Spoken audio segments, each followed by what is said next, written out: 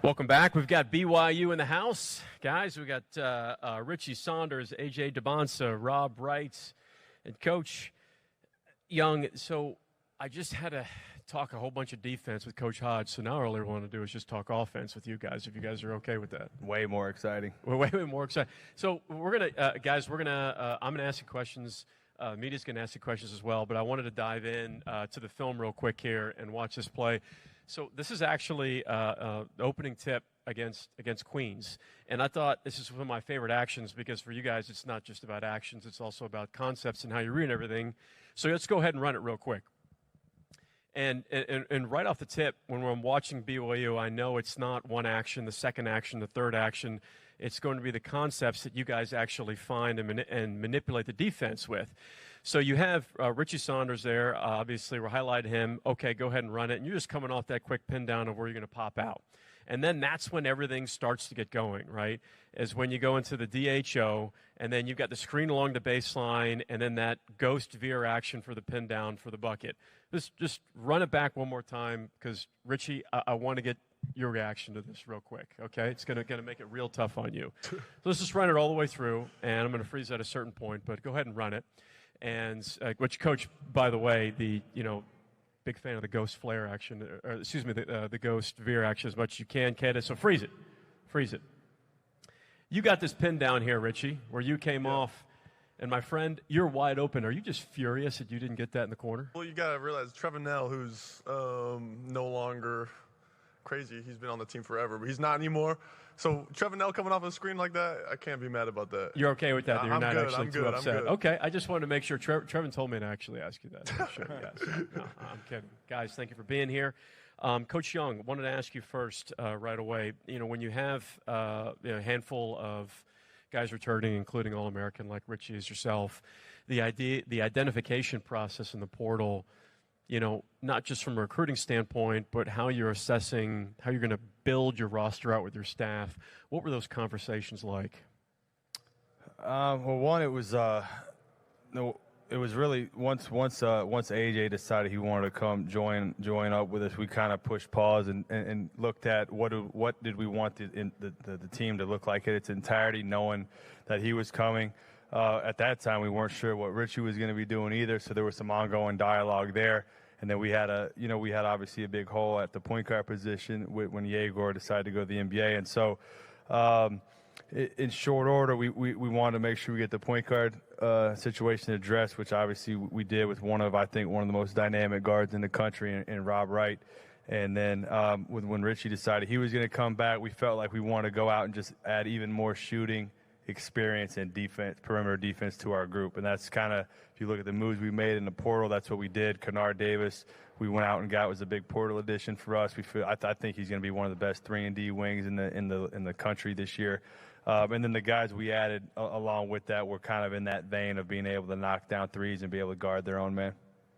Okay, Rob, as the point guard, I'm going to ask you to break down Richie's game in the most horrible, terrible way possible. See if you can break down all the flaws. Let's see what you got.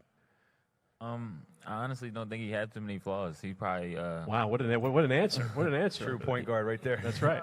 He's probably one of the hardest players I've ever played with. Like, he plays the hardest. Besides Cooper, probably Cooper Flag. He plays super hard. But we run in after practice, and he's first every time. I mean, just seeing how hard he works. After practice, he's trying to guard. I remember one practice, I got like a steal, and I kind of grabbed somebody's arm and a little trick I do, and he was going crazy about it, just trying to learn how to do it.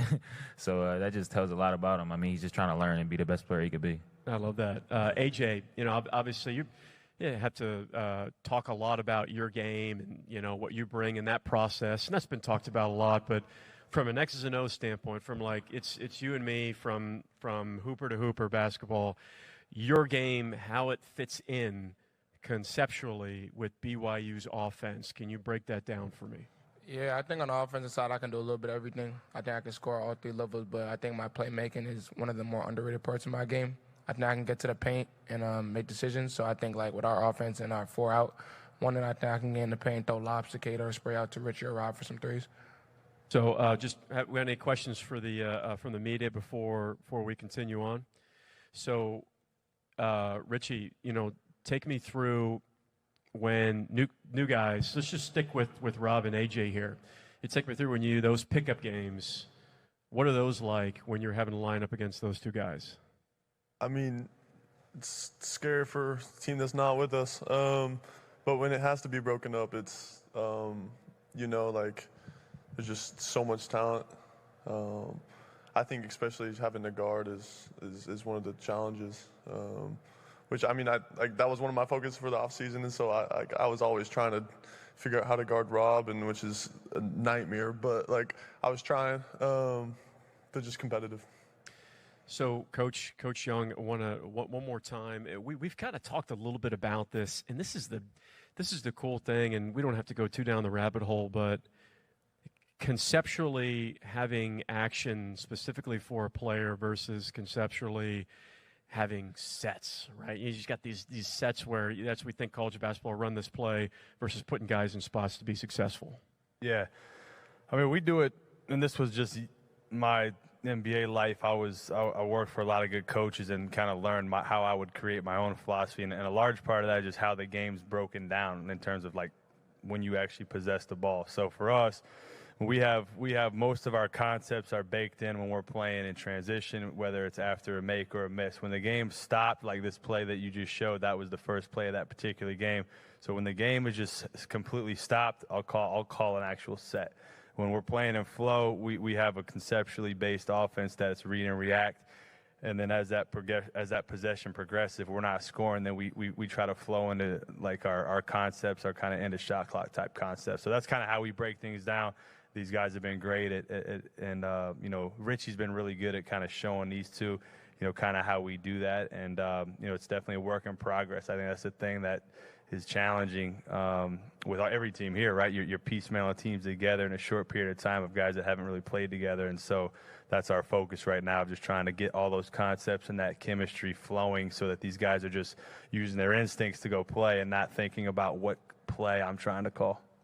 I'm going to flip it, Richie. Now I got to have you break down Rob's game because you're right. You are one of the most dynamic point guards in the country. You could be brutal to him. This is a safe space. It's totally okay. But break down Rob's game for us. What you've seen so far, because it's not this it's not a light switch that happens all the time. It takes time to build chemistry. 100%. I mean, there's nobody here, just can understand what it's like having Rob come down at you downhill to the basket.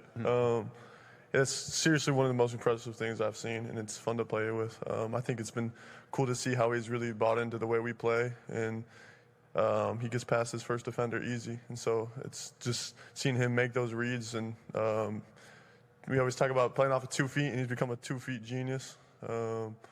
And yeah, it's fun having a point guard like that. 2 feet genius, man. We're going to keep that. Going to use that. Yeah. Last, real quick, AJ, before we go, one word to describe BYU basketball. Unselfish. Incredible. You kidding me? That's a fantastic answer, guys. Thank you so much for being here, and good luck this season. Thank you. Appreciate it, guys.